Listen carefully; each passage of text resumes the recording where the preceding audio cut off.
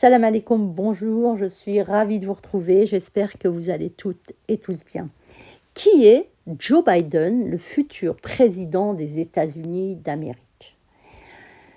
Il est le plus sioniste des présidents américains. Oui, oui, vous avez bien entendu, j'ai dit sioniste. Cette déclaration est de lui lors d'un congrès. C'était un congrès juif mondial. Il était alors vice-président américain. Il a prononcé un discours où il disait ouvertement qu'il était sioniste. La citation exacte est « Si j'étais juif, je serais sioniste. Je suis sioniste. Il n'est pas nécessaire d'être juif pour être sioniste. » Donc, on a à peu près maintenant, avec cette citation, le profil de Biden qui se dessine à l'horizon. Je salue avec une grande joie la reconnaissance par les États-Unis d'Amérique de la souveraineté marocaine sur le Sahara. Je salue également cette position ferme du Royaume concernant la question palestinienne.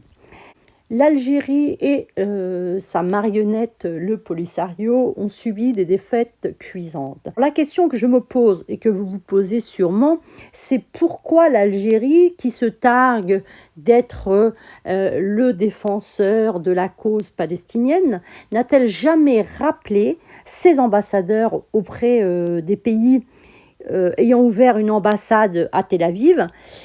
Et pourquoi n'a-t-elle pas rappelé son ambassadeur aux États-Unis suite à la déclaration de Trump sur la marocanité du Sahara?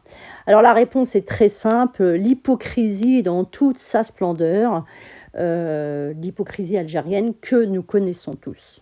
Joe Biden maintiendra-t-il cette reconnaissance américaine de la marocanité du Sahara? Les Algériens et leurs marionnettes le Polisario espère effectivement qu'il reviendra sur cette reconnaissance. En fait, il est peu probable que le successeur de Donald Trump la remette en cause pour de nombreuses raisons que je vais vous donner. Alors, la première, il n'y a jamais eu dans l'histoire américaine un précédent en la matière, donc c'est peu probable que cela se produise. Ensuite, il est certain que l'amitié de Bill Clinton et d'Hillary Clinton avec Sa Majesté Mohammed VI Allah Nasro incitera, poussera Joe Biden à soutenir le Sahara marocain. Bien évidemment, il y a d'autres raisons plus politiques, économiques, militaires, historiques qui nous lient aux USA et qui pousseront Joe Biden à maintenir cette reconnaissance. Toutes les administrations américaines, et ce depuis Bill Clinton, ont toujours soutenu, affirmé leur soutien au plan marocain d'autonomie de notre Sahara. Le Congrès américain, d'ailleurs, a, depuis de nombreuses années, inclus le Sahara marocain dans ses aides financières. Ce sont des aides liées au développement international qu'ils attribuaient au Maroc. Dernièrement, donc c'était en octobre 2020, les États-Unis et le Maroc ont signé un accord de coopération militaire d'une durée de 10 ans. Pour lutter contre le terrorisme, la cybercriminalité, en fait toutes les menaces, le séparatisme, les trafics illicites, voilà, toutes sortes de trafics humains, voilà. Le Maroc est aussi, et ça c'est une information capitale pour ceux qui l'ignorent, le Maroc est le seul pays africain lié aux États-Unis par un accord de libre-échange. Et bien sûr, alors ça c'est la nouvelle qu'avait annoncé Trump, l'ouverture prochaine d'un consulat à Dakhla. J'ai étudié avec une grande attention les deux programmes, celui de Joe Biden et celui de Trump, en me focalisant surtout sur les relations internationales. Leurs programmes sont certes très différents, mais ils ont quand même certaines similitudes. Alors, deux points m'intéressent dans le programme de Joe Biden, les points qui concernent bien évidemment Israël et la Palestine. Donc, Joe Biden veut en finir avec les guerres sans fin au Moyen-Orient. La différence avec Trump, c'est que lui, il va mettre sur le même pied d'égalité la Palestine et Israël. Trump est un pro-israélien, ça c'est une certitude, mais il a mis de côté les Palestiniens. Biden est un pro-israélien, il ne faut pas se leurrer. D'ailleurs, il a décidé de continuer à assister aux réunions de l'EPAC. C'est une organisation qui représente le lobby juif pro-israélien aux États-Unis, une organisation très très forte, donc il continuera à les soutenir. Joe Biden a déclaré qu'il voulait venir en aide à chaque Palestinien et chaque Israélien pour leur garantir des mesures égales de liberté, de sécurité, de prospérité et de démocratie. Donc il va reprendre les négociations. Il ne se contente pas de parler comme l'Algérie, il va agir.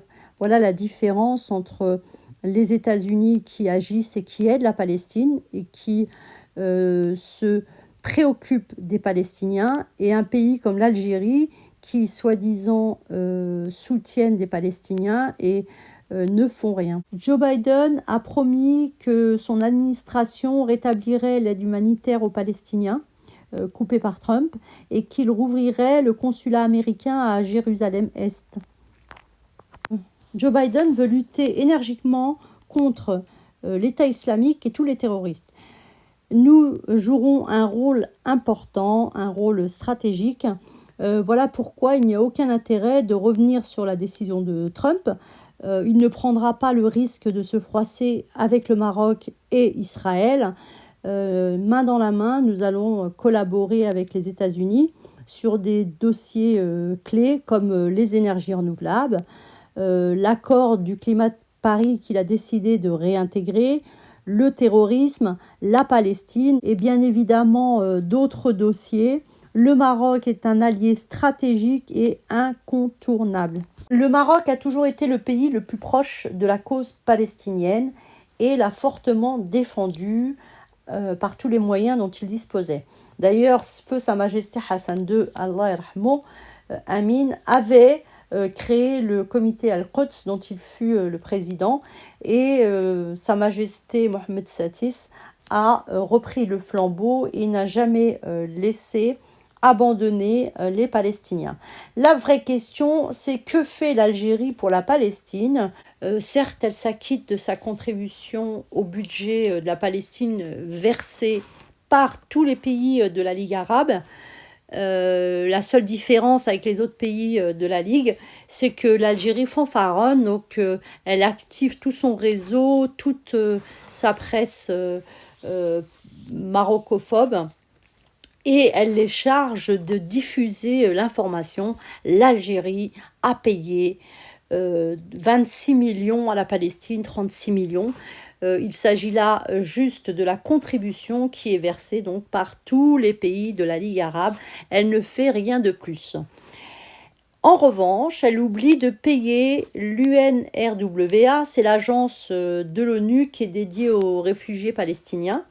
Vous pouvez voir à l'écran, Nikki Haley, c'est l'ambassadrice, enfin l'ex-ambassadrice des États-Unis auprès des Nations Unies, qui s'en est prise, je crois que c'était en 2017, à deux pays, l'Algérie et la Tunisie, et elle avait affirmé ouvertement devant toute l'Assemblée que deux pays n'ont pas tenu leur engagement financier, l'Algérie, donc la Tunisie, et que la contribution de l'Algérie était de 0. Donc c'est la grande hypocrisie algérienne.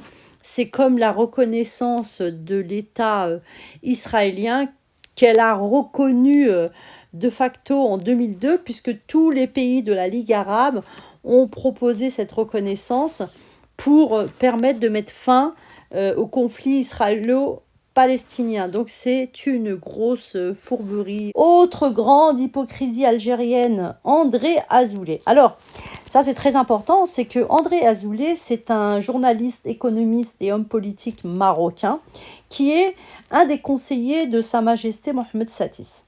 Il est insulté par tous les Algériens. Alors pourquoi est-il insulté? Parce qu'il a, pour eux, l'unique défaut, c'est d'être juif. Or, ce conseiller est brillant et talentueux. Et qu'importe qu'il soit juif, chrétien, musulman ou athée, seules les compétences comptent. L'hypocrisie des Algériens, je vais vous la dévoiler. Je n'ai jamais entendu une seule critique sur Gabriel Bannon. Qui est Gabriel Bannon? C'est un juif marocain, conseiller économique et financier d'Arafat pendant 10 ans. Donc ce sont de gros hypocrites. Pourtant, ce conseiller a la même religion qu'Azoulay. Il a la même nationalité, excusez-moi. Et pourtant, je n'ai jamais entendu une seule critique. Les Algériens ont reconnu l'État palestinien, mais n'ont jamais ouvert d'ambassade à Ramallah. C'est assez incompréhensible. Comment peut-on reconnaître un État, le soutenir et ne pas ouvrir d'ambassade dans cet État? En fait, l'excuse de l'Algérie, c'est qu'ils ne souhaitent pas reconnaître Israël. Alors, leur fourberie est énorme parce que officiellement, effectivement, ils ne reconnaissent pas Israël, bien qu'en 2002, ils l'ont reconnu. Pourtant, elle importe des produits et du matériel israélien, bien sûr en prenant bien soin de modifier la provenance.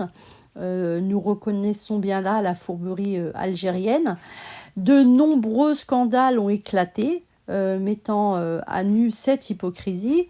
Il y a eu le scandale Sonelgaz qui importait du matériel d'Israël, la vente de gaz à Israël, les médicaments importés d'Israël, des vêtements, du matériel militaire et j'en passe.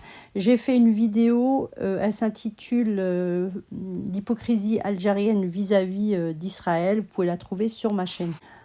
Les Palestiniens ont ouvert une ambassade à Alger. Mais les Algériens sont incapables de protéger les Palestiniens sur leur sol. En 2011, l'ambassadeur palestinien a échappé à une tentative d'assassinat.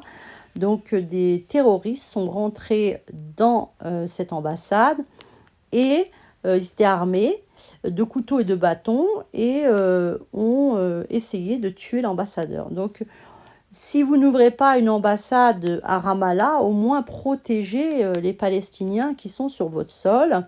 L'Algérie a jeté dans le désert des Syriens, des Palestiniens, dans le désert du Niger. C'était des demandeurs d'asile. Tout ce que je dis est disponible sur Internet, je n'invente rien. Je peux prouver, je vous mettrai les liens dans ma description. L'Algérie ne fait rien pour les Palestiniens. Certes, ils soulèvent le drapeau palestinien, ils crient haut et fort qu'ils soutiennent la cause palestinienne. Or, les Palestiniens ont besoin d'un État, ont besoin de sécurité, ont besoin de vivre en paix. Ils n'ont pas besoin de vos paroles. Vous avez dépensé des milliards pour le Polisario. Vous ne l'avez pas fait pour les Palestiniens.